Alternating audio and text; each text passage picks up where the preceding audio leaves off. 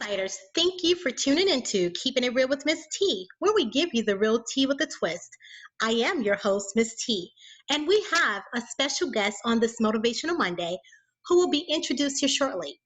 As we all know, and we're doing our best to navigate through these uncharted waters, currently known as the pandemic or COVID 19, which has forced the education system to either go all virtual or commit to a hybrid schedule, which is partial in class or partial virtual learning, causing many students, parental units, and educators to panic or to become uncomfortable.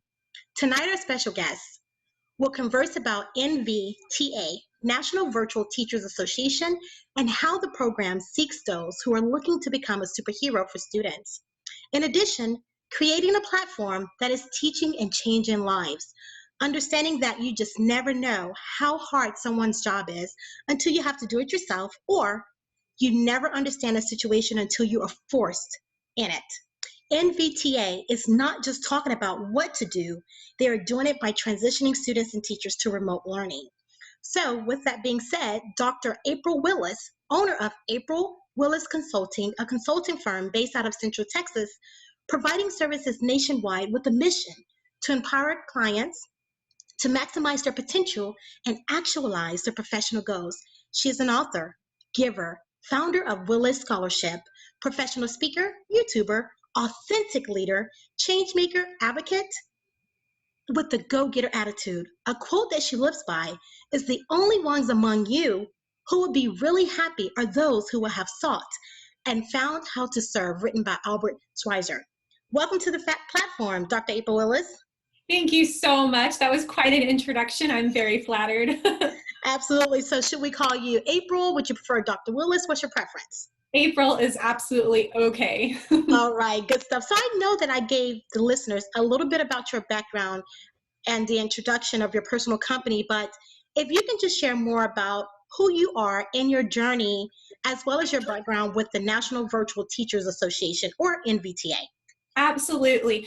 So a National Virtual Teacher Association is an incredible organization, which they're doing exactly what you were saying. We are empowering teachers to be able to provide a high quality education to students across the country, despite their zip codes, despite their upbringing. We want to make sure that every single child receives that high quality education. I found myself in this position, being able to work with the team here because I do come from an extensive background in education. I taught for 5 years at the University of Texas charter schools where I had a multi-level class of kinder through third graders all day long, which is 16 reps a day. It was a lot, yeah, for sure. And we also had very high turnover. So students were with me anywhere from 24 hours to 6 weeks at a time because they were escaping sexual and domestic violence and living on campus in a shelter. It was a very humbling experience, very rewarding experience. I absolutely loved my time there. I also earned my principal certification while I was there. I then went on to earn my superintendent certification at a local school district, traditional ISD, right outside of Austin called Hutto ISD. Then I was able to work for the state at the Texas Center of District and School Support, where I led school improvement efforts statewide. I would visit low-performing schools all across the state of Texas. I would coach them through improvement initiatives. And after a few years of doing that, I was able to move back to the district level, where I served as a director of business operations for a charter school district in Austin, Texas. And in that role, I did everything behind the scenes that it takes to keep a school district up and running, from HR, IT, state and federal compliance, state and federal grant writing, all of the fun stuff that is everything. It was supposed to be everything that was not academic related, and then it turned into academics as well. So a little bit of program management and curriculum creation. But absolutely loved my time there. Went on and was invited to be a part of the NVTA team, where I am now working with them to ensure that high quality virtual instruction is incredibly meaningful during this current phase of our country's education story. I think most notable, though, is that NVTA was in existence prior to COVID. This was not a response to COVID. This was, we knew the direction of public education for the P-12 world was headed in a virtual environment, and COVID happened, and we saw it needed to happen that much quicker. Oh, wow. Now that is awesome to know that it was already in the works. It's just that COVID pushed it closer in, and that's awesome. So we've already explained a little bit about what NVTA is, but what is its mission and purpose? Sure. So our mission is to inspire virtual teachers to provide excellent instruction. And our vision for how we're going to get there is to create a world where virtual teaching is as good as or more effective than in-person instruction. Okay, and then, so what are the requirements for those that are interested in becoming certified with NVTA, and who would it benefit most? For sure, good question. So actually the only prerequisite we have is that you do have to hold a bachelor's degree. And the reason that's our only prerequisite is because we know nationally different states and local districts and charter districts have their own criteria for what they're looking for in an educator. And so we didn't want to prevent anybody from being able to be virtually certified. But one criteria that is across the states is that teachers have a bachelor's degree. And so we knew we could be aligned if we made that our standard as well. This would benefit anybody who is a teacher, a teacher's aide, or an administrator in the public or private education sector for P-12 and for higher ed. And the purpose being is that we want to make sure that all of those teachers and those who support teachers are aligned in their language and their expectations nationwide about what solid virtual instruction looks like. Good stuff. And then, how are teachers striving to adapt to a virtual education? Because it is different for many educators, right? So, which many are learning may require a different level of skill set. How is NVTA educating teachers on how virtual education is successful? And how can it be just as effective? Absolutely. So here's the deal. You kind of talked about it a little bit at the beginning. Most of our educators were hurled into a virtual classroom with little to no formal training and by no choice of their own. Mhm. And by doing that, we had no previous common language or standards that were set among educators across districts, states, and of course the country. And what we knew is now there's this gap. There's this gap of understanding from what teachers know and what they can do versus what we know they should be able to do or expected to do in order to provide that solid educational foundation for every child. So unfortunately, we do have some teachers who are very tech savvy and they're able to provide this high tech, ultra premier education for a group of students. And the unfortunate part, when I say unfortunately in that, is that not every kiddo is equipped with that same privilege. There are kiddos that are coming to us in districts in which, again, no fault of the own to the child, or to the teacher, but the teacher just never really had a reason to become technically savvy with online delivery platforms. So we're talking about VDS, video delivery systems, LMS, learning manager systems, or learning management systems. These technology tools, as great as they are, were only really accessible and utilized by those who had an interest to pursue it on their own. And if you weren't one of those people, especially if you were a more seasoned teacher who had been doing things the way you had always done things and you were very comfortable in your traditional environment, but now you were hurled into an environment that you're not comfortable in, those kids are suffering because of it. And so we wanted to make sure that we could align those expectations and we could equip all the teachers up. And so what that looks like is we initially started with what is called our free downloadable rubric. We call them the Principles of Virtual Teaching. They are accessible to everybody right now, no cost. You literally go to our website, you put in your email, and they are sent to you in a matter of seconds. And they are a set of 22 rubrics that we believe should be the standard for virtual instruction. And if we could get every single teacher in the country to use these rubrics, we would all be one step closer to providing equity in education. Oh man, that's some good stuff. So we also know that oftentimes we hear of, those of us who are educators or former educators, students and parents or even other administrators don't understand the role of the teacher from their personal side of it. And this definitely has been a challenge for them. But what are teachers doing well during the pandemic? Oh, they're doing a lot of good things. So we do want to give teachers credit where credit is Yes. due.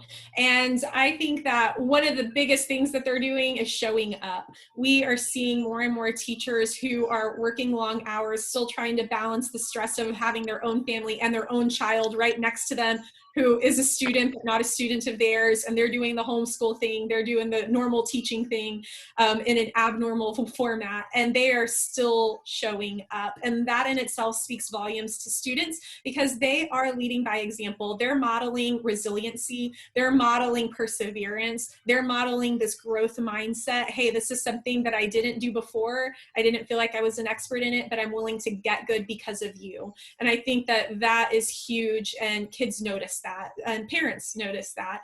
And so we want to congratulate you for showing up and ask you to continue doing so, and know that you are being supported, although it doesn't always feel like it. There are people who are your silent cheerleaders who are working on things to help make this transition a little bit easier for you. We also know that teachers are being flexible. They are willing to try something new. They are willing to kind of deviate from the norm so that they can figure out what works for their kids. And when we say what works for their kids, we mean what works for every single individual child individually. Like, I know this kiddo can't turn their camera on because they're embarrassed of their living room. I know this kiddo has to have their camera on because they want to feel like I see them and notice them. Or I know that this person's always going to be 5 minutes late because they're sharing a device and their other sibling needs it until the 5 minutes until this class starts. There are things that teachers are doing and noting and making the best of. So we appreciate that, and we want to encourage them to continue being flexible. The third thing I would say is that they are doing their best to make kids feel cared for. That does go into knowing individually what each child needs and doing their best to work with them. And it also means that they're having parent conferences at all hours of the day and night, and they're always virtual. We also know that they are still trying to make efforts to see their kids whenever possible. I know there are teachers out there who are going to community outdoor events where socially distancing practices are being followed. They're doing it just for the sake of making those kids feel cared for. And so I know they're also mailing care packages to students, or they're mailing assignments or a pencil, a reward of some type, just to encourage them. All of those things, again, speak such volumes for the passion that we see a lot of our teachers have and continue to have during this time. Absolutely. And you did share some of the concerns or some of the pushback or fears that some of the students or even teachers may have with the virtual learning. But what continues to be one of the most noticeable concerns of virtual instructions?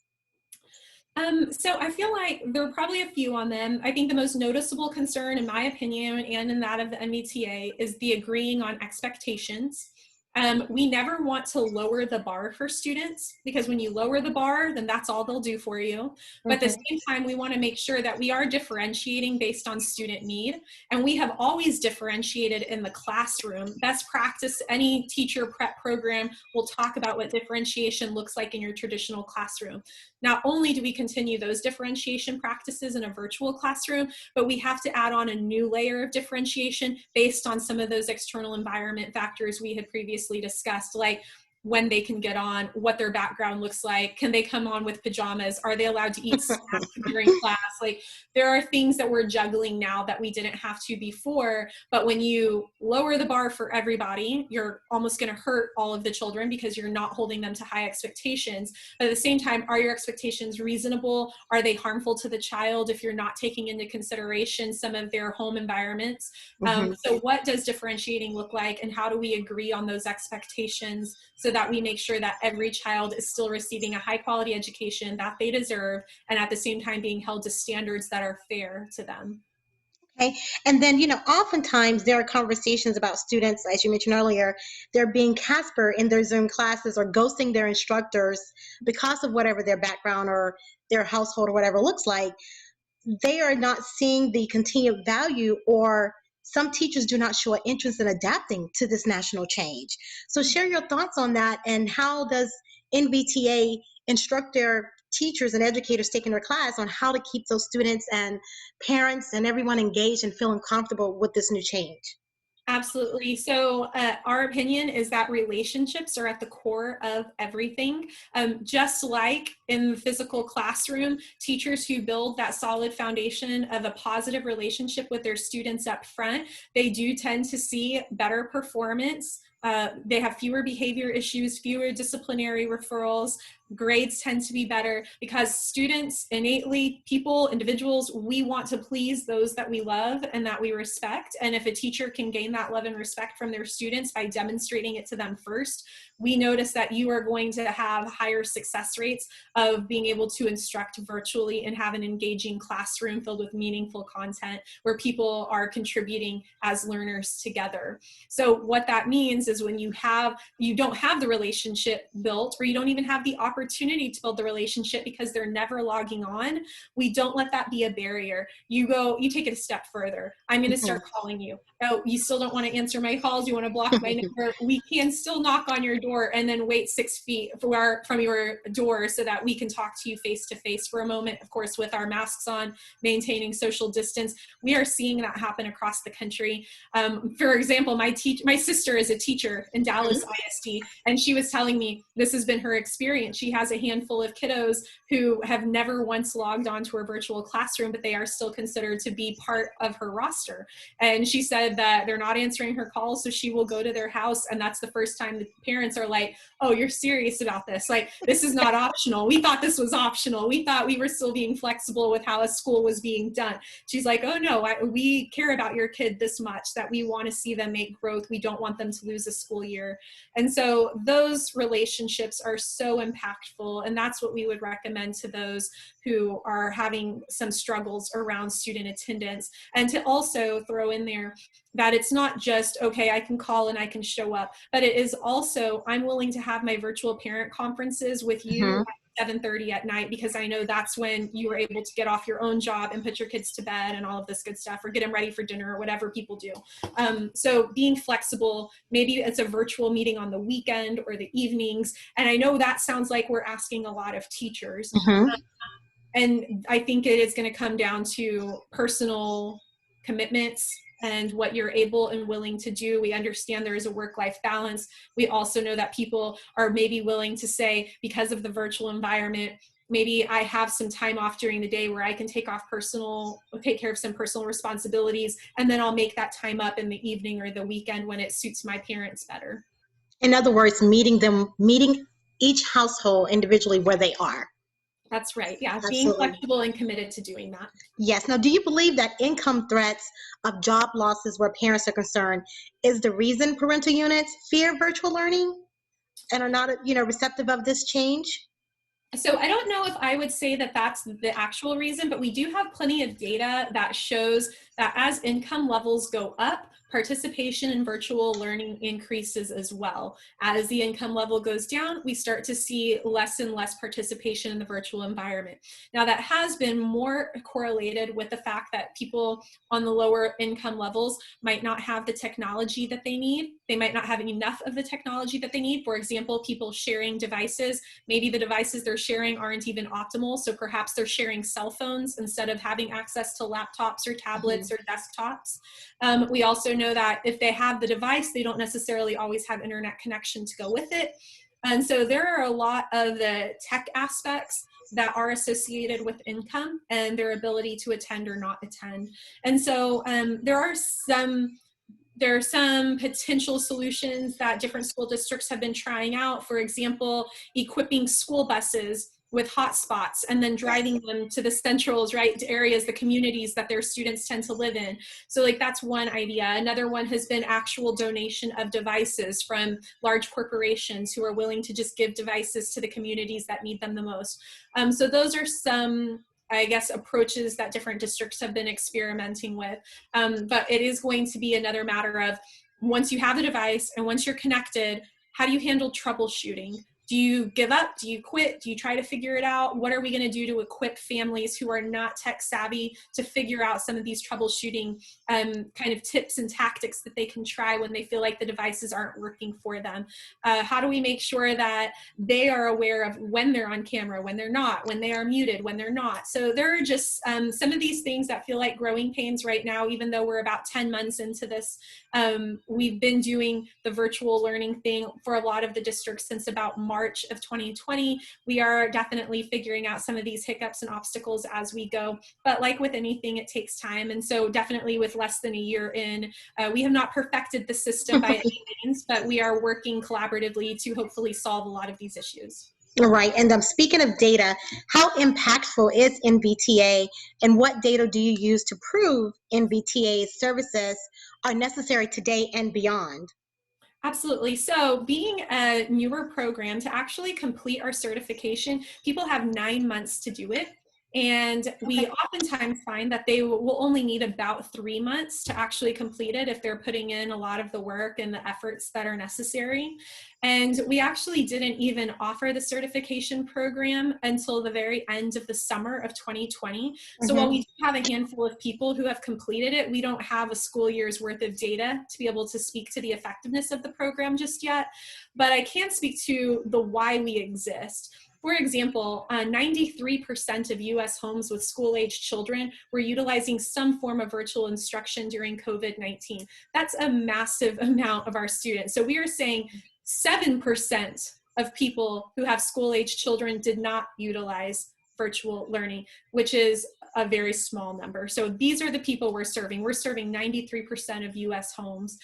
We also know that virtual learning is very effective overall because students will retain 25 to 60% more material when they learn it online. And that's because they have the ability to go at their own pace. They have the ability to focus on something, reread it as many times as they need to. They can pause a lecture. They can rewind it. When you're sitting in person listening to a lecture, you don't have those abilities. Like, you either got it or you didn't. You took a note or you missed it. And so now people have the opportunity to comprehend and interact with their learning a little bit more. We also know virtual instruction requires 40 to 60% less time to learn than traditional classrooms because students, again, are learning at their own pace. And so if I get it, I get to move on. I don't have to sit there and listen to the lesson repeated because my peers weren't following or whatever that might look like. We also know that COVID-19 caused 1.2 billion children in 186 countries to leave the traditional classroom for virtual instruction. That tells us that we are going to have to learn to adapt to reach as many kids as possible because they have all essentially been affected by this. Now, it sounds like, okay, well, I've just told you a lot of reasons of why we are so great and important and why we need to be doing this, but I want to be real and also let you know that currently online education is not having the intended impact that we had hoped for. So Right. for example, New Mexico, more than 40% of their middle school and high school students are failing.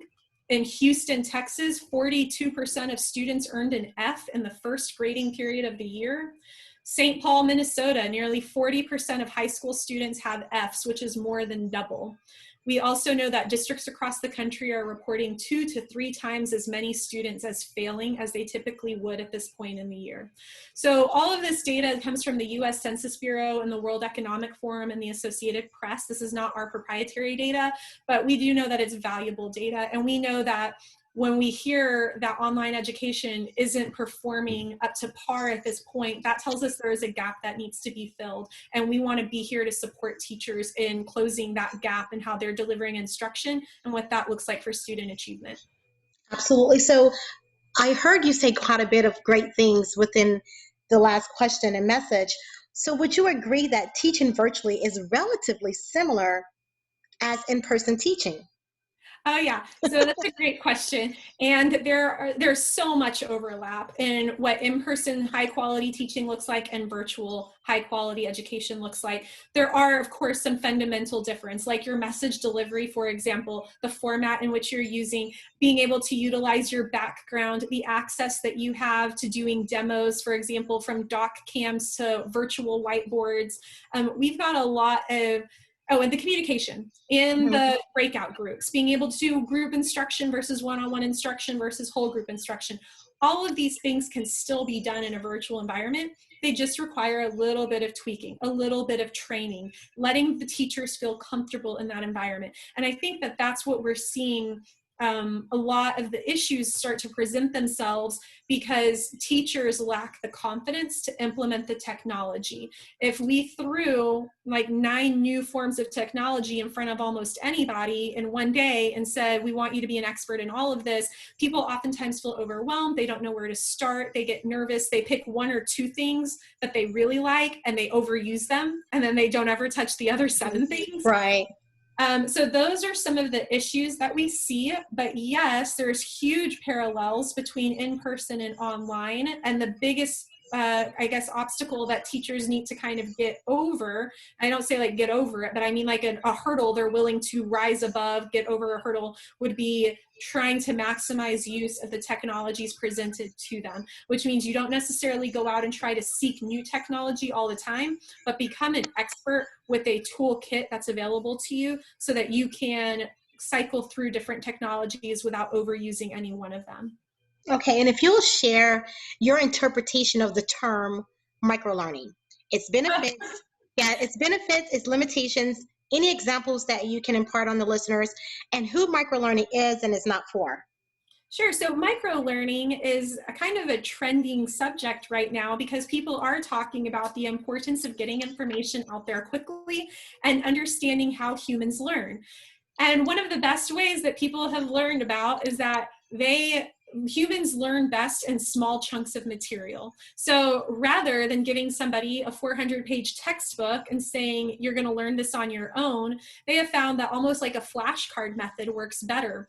And so what a lot of app developers are doing are creating these apps in which people can put, companies, schools, can put all of their curriculum or content into almost flashcard style delivery systems, so that if somebody is on a subway on their way home from their work, or if somebody is sitting and waiting for a bus to come take them to a basketball game, or somebody is like watching TV and there is a commercial and they're like, I don't want to watch that device, I want to watch this device. And so they move on. They can have an app that essentially you pick whatever topic you're interested in learning more about, and instead of reading bulk text, it gives you a snippet at a time of something very important. So kind of think back to, remember when like a phrase of the day or fun fact of the day calendars were a thing like many years ago? And like, yeah, like each day you would read like some random fun fact about like how many seals are in the world or something. So those are not things that necessarily we remember at this point because they were irrelevant. They didn't really fit into what we were doing at that time, but they were cool to see a fun fact and then tell somebody. You'd probably forget about it later. Well, now if you are focusing on a content area that you're interested in, or that you know you're going to be tested in, for example, or you're going to have to write a paper about, they're finding that micro learning is a great way to deliver that information to students. So of course there is the caveat of, you can't necessarily use micro learning when you're building a foundation for something. So micro learning wouldn't be the best to teach a kiddo how to do long division. But micro learning would be really good if you're trying to talk about the high points of the Civil War, for example, because rather than reading 40 pages of text, you could give them kind of like quick battles, important people, important dates, the important topics to know, a few lines at a time. Good stuff. So talking about books, tell us about the book that you wrote for NVTA called Virtual Instruction Standards, Optimizing Teaching and Learning. Share some information about that. Absolutely. So remember those rubrics we were just talking about? Yes. So those rubrics, they're free, like we said, and there are 22 of them. They go over a series of domains. Within each domain, there is also underneath each one of those, we have what are called strands. So for example, 5 total domains. Each domain can have anywhere from 2 to about 7 strands. Well, when you go through the rubrics, you're going to see some critical components and brief examples, but it's very clinical, very prescriptive, and there isn't much narrative around it. So we decided to write the book as a narrative to the rubrics. So it's essentially an accompanying handbook to the rubrics. You can follow along in the rubric and then find the exact chapter in the book. And the purpose in doing that is we wanted to help paint a picture of what people could actually envision this looking like in a real life classroom. So it almost goes from theory to practice. And we know some people really relate on that personal relational level. So at the end of almost every single chapter, you can actually read an excerpt of a real teacher who exemplified being at the accomplished level on the rubric. So you can say, oh, I see what they did that got them that accomplished level. Let me try to replicate that. And so that was the purpose behind writing that book. It is pretty much a quick read. We also have at the end of every chapter notes section, so you can kind of debrief with yourself on what you learned, what you can apply. There are also some critical thinking questions. So again, you can take what you read and see how it immediately will apply to your situation. So our goal here is for the reader to internalize everything and turn it into some actionable items that they can utilize immediately. Good stuff. Now, this here may be like a 3 or 4 part question in one, so I'll kind of take it slow. Okay. Try to get it all so I don't ask like all those different ones. But why should one, a teacher, or even can it just be a parent, as long as they have that bachelor's degree, why should they opt in on a certification with NVTA? Then, what can educators or those interested in the certification expect to gain from the program? And then, what advice would you impart on them or to those who might be interested? Okay, yeah, I might have to have you repeat one of those. I can. Let's do this. Let's start with the why they should opt into it. Sure. Okay, so first of all, we again want to continue to reiterate the why is because we believe every single child deserves a high quality education. And the only way we're really going to get there is if we can all agree on what that looks like. So that if we have a child who is receiving instruction from a teacher in New York, we can expect the same thing if they were receiving virtual instruction from a teacher in Texas. So we want to make sure that that is the why that is imparted on everybody. Additionally, we also are partnering with we're getting to all 50 states across the country to make sure that we are recognized as a professional development provider by every state that does it at the state level and districts that do it at the district level. So currently, we are recognized in the state of Texas by the Texas Education Agency as a continuing education provider. We're also recognized in Arkansas, Colorado, New Hampshire, and North Dakota, as all of those states recognize any professional development provider as long as you are able to provide learning that is relevant.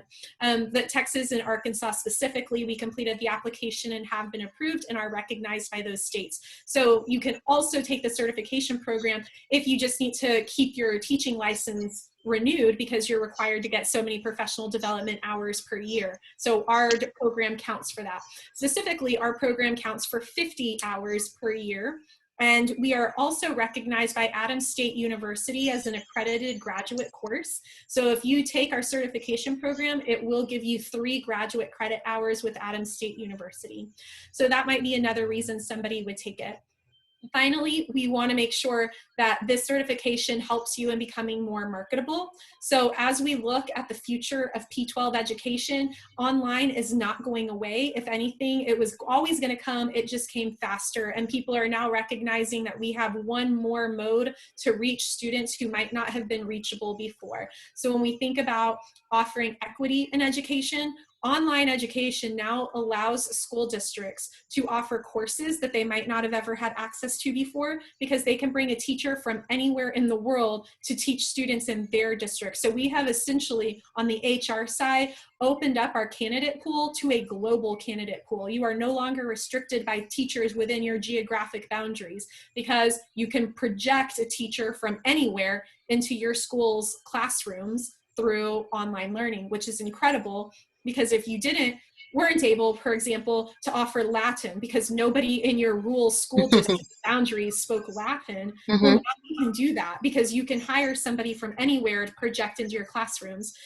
This also means that we're able to not only expand on foreign languages, but on career and technology, because you might have had industry professionals in your area, but they weren't certified teachers. Now you can have both.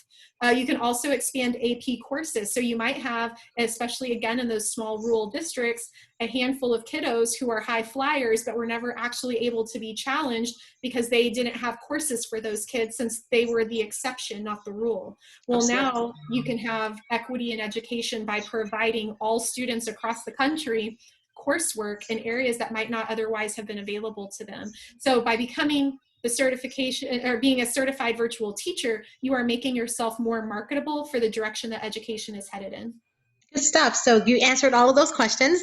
Minus, let's talk about what I did not ask is about the cost, because some are wondering, hey, I'm really interested in this certification. This program is phenomenal, is necessary today and moving forward, even if we somehow miraculously get away from this pandemic, right? Whenever, if it happens, but it's something that we're going to have to continue on with virtual learning. So what would that cost look like? And then lastly, what advice could you impart on the listeners who are interested in taking the certification? Perfect. So the cost is, first of all, before I answer that one, I'm going to tell you we have a free professional development course as well. And I would encourage anybody who has any interest in this whatsoever, please go to virtualteacherassociation.org. You will find a free professional development course. That course will take you about 1 to 3 hours to complete. And it is essentially for those who are kind of ready to just dip their toes in the water, see what this is about. What does the format look like? What are the expectations? Is this something that I could see myself doing potentially for a little bit longer term than 1 to 3 hours? So I would say start there. There's no harm in signing up for it. And if you don't finish it, you don't finish it. But it was your opportunity to kind of see what this is all about. Now, if you are interested in the full certification course that we've spent some time talking about today, the cost for that is $599. It's also available in 3 payments of $210. So if you can't do the whole $599 up front, you can do a 3-payment plan. And then we also, like I had said, offered the graduate course credit through Adams State University. Should you choose to do that, the course is slightly different. It has a little bit more coursework so that it could be in alignment with the expectations of the university at a graduate level. And then there is an additional $165 charge that is paid directly to Adams State University. We get no part of that. And that is to transfer your credit hours onto your transcript. And so that's the total cost for that. And one of the reasons, to be quite honest, that we chose Adams State University is because they would allow you to transfer those hours with the most minimal cost. A lot of other universities would have cost thousands of dollars for you to have that added to your transcript. So we went with one that would have been more affordable. And then I would also encourage, if there are any administrators listening and they think that this sounds great, they would love to get their teachers trained, but they just don't have it in the budget to spend $600 per teacher. We do offer a training of trainers as well, both in-person and virtual options for up to 12 administrators. So you can spread that out between your district or your campus, however you choose to do that. And it is a 6-hour course. All materials are provided, and it will, although it doesn't result in a certification, it does provide and equip those administrators to then turn around and share that common language and those common expectations with their staff as well. So that's one more option for those looking to continue to become that high quality virtual instructor without the cost. Good stuff. Now, so just for clarification purposes, the free class that you have, a certification that you offer, does one have to have already have obtained their bachelor's degree for that? No, for the free Okay. professional development course, that is open to anybody. And we also encourage everyone, if, like, for example, I know you had mentioned in a previous question, I don't think I addressed it. For example, if you have parents who are running learning pods, or they're homeschooling their child, or they are homeschooling relatives in another state, or they are trying to support their child with online learning, and maybe they don't see what they're seeing, they don't really appreciate what they're seeing from their teacher, we encourage those parents to also go through both the free professional development course and the certification course, because sometimes you have to advocate for your child. And I think that that's a great way to do it. So although you might not personally use the certification to become an instructor, it's good to know the standards to which you might be wanting to hold your teachers, your students' teachers to.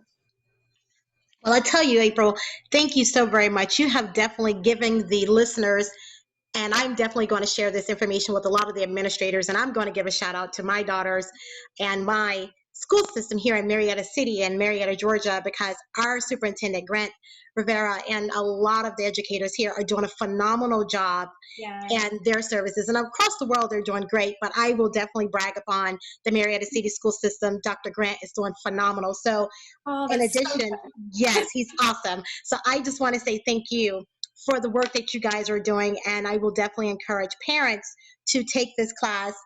Now, tell us, where can people contact you offline, or follow you and follow NVTA and get involved and take the certification?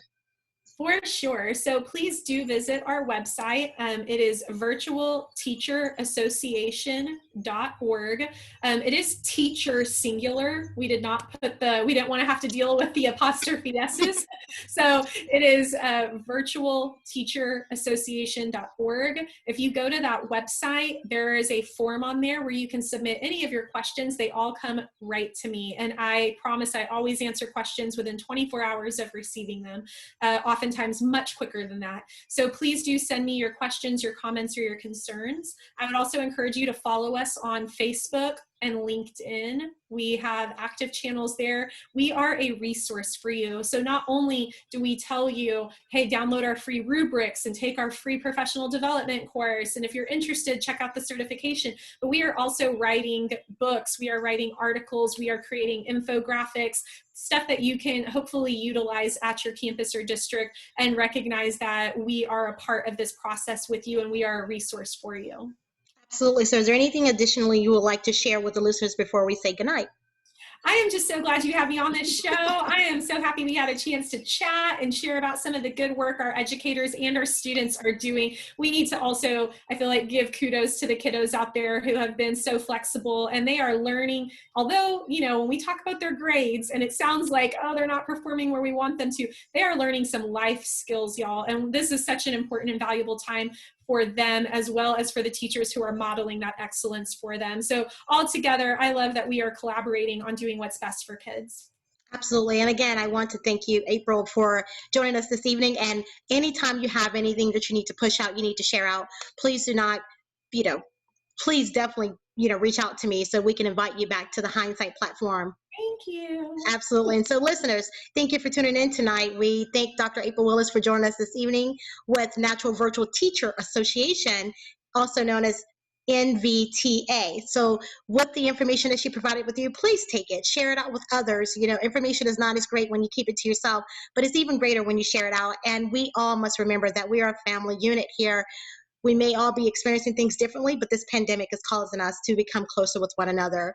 So please visit our website at www.hindsightmediaradio.com on Hindsight Media Radio 103.5 FM. Good night.